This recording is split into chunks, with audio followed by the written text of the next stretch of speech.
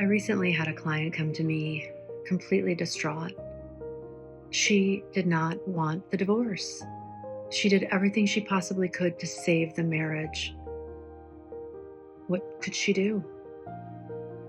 How do you feel when you don't want the divorce, but your spouse does? No matter how hard you've tried, no matter what you've done, your spouse still wants to move away from you. At that point, the more you push for something, the more the other person will go in the opposite direction. A friend of mine recently told me that you can't push a rope. And boy, is that so true. If there is something in life that you truly desire, then you have to ask yourself, what is it about that desire that will make me feel more fulfilled? Because the fact of the matter is, you should have those feelings of fulfillment within you, regardless of your external circumstances. Whether it's from a spouse, a friend, your family, your children, work, money, whatever it is, that sense of fulfillment should come from within before you seek it from without. And that's truly how you should approach your spouse if they want a divorce from you.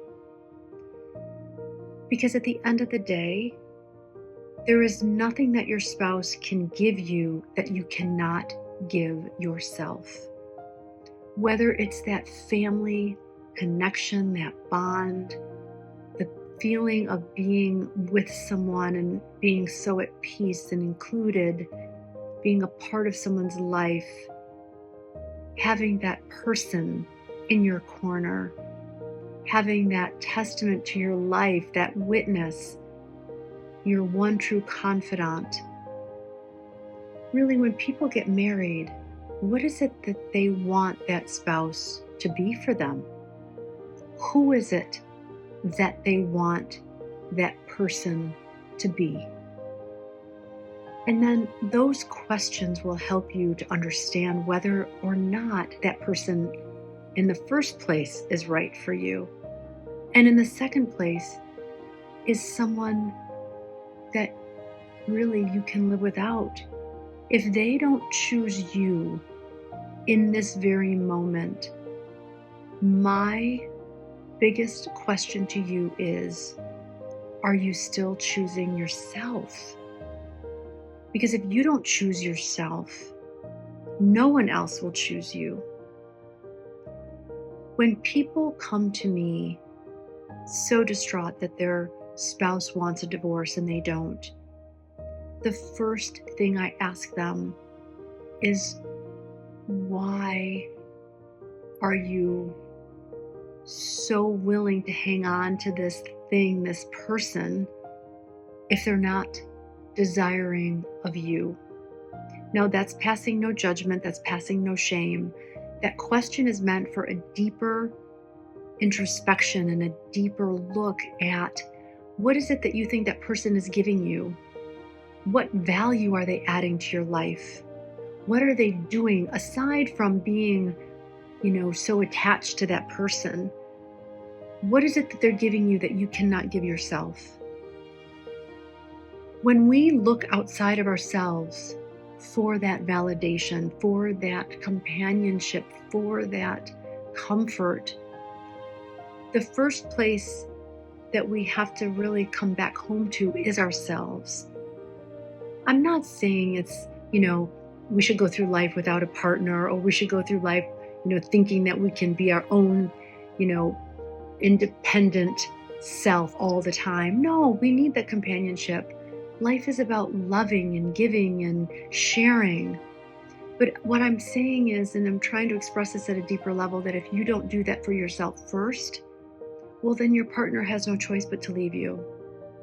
Again, this is no blame or shame or condemnation, but the more you give to someone else without giving to yourself, the more you're pushing them away. Some people may interpret that as being selfish or narcissistic, and that's not what I'm saying at all.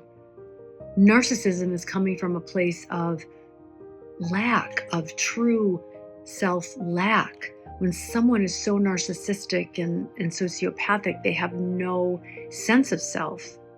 That's not what I'm talking about here. I'm talking about giving and being from a sense of love and self-identity, of self-worth, value, appreciation for yourself.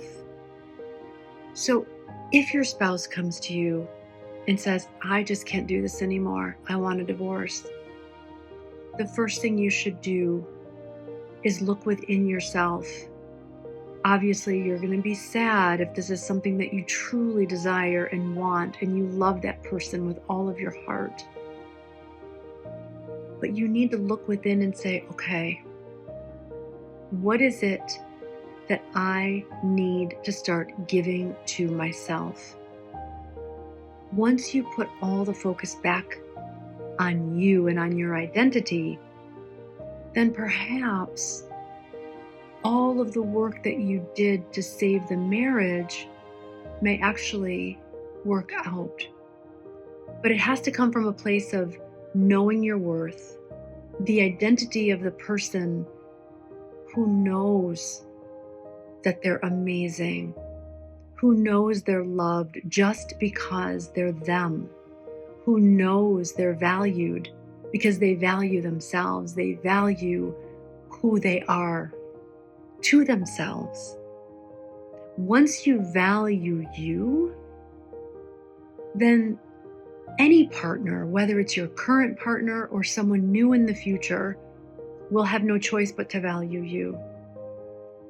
Once you stop seeking that validation and the worth from your partner and you give it to yourself, they have no choice but to give it to you. I hope this is making sense for you guys, because it has taken me a lifetime to figure all of this out, and I want to be your life hack. I don't want you to have to go through years and years of struggle and turmoil of giving and giving and giving from an empty cup. Once you fill your own cup, then your life will just unfold beautifully. And the people that are meant to be in your life will be in your life because they sense all of the goodness within you and they want to be around that. So the next time you're unsure of any type of relationship status, don't cling on so tightly out of desperation. Let that other person do what they need to do. If they need to heal or take time for themselves or go date a million people, let them. But don't make that about you. Don't make that about any type of rejection. Don't make that about abandonment, because you're not abandoned. When you have yourself, you're never abandoned. When you have your own self-worth and self-esteem and validation, you'll never be rejected. The only thing that can reject you is you, because everyone in our reality is just a mirror of who we are being. So if you are being the kind of person who is loving and compassionate to yourself, then those are the people that will naturally be attracted to you. And you want that elevated experience anyway. So if the person who's leaving you decides to leave and they never come back, well, that's okay too. You have to be okay with that and settle with that. Because only then will you truly be in the sense of peace and freedom. The less you need from anyone else, the less you need from the outside world, that's when you're truly free. Nothing and no one can give you the peace that you cannot bring to yourself. Just remember, you are your own validation. You are your own sense of worth. Stop seeking someone else to prove that to you. The more you know your worth, the more you can validate yourself, the less you'll need that from other people, and the more attractive you will be. The more magnetic you will be for the right people, the right friends, the right partner. So that's what I have for you guys today. I hope that resonated. Let me know in the comments. Bye for now.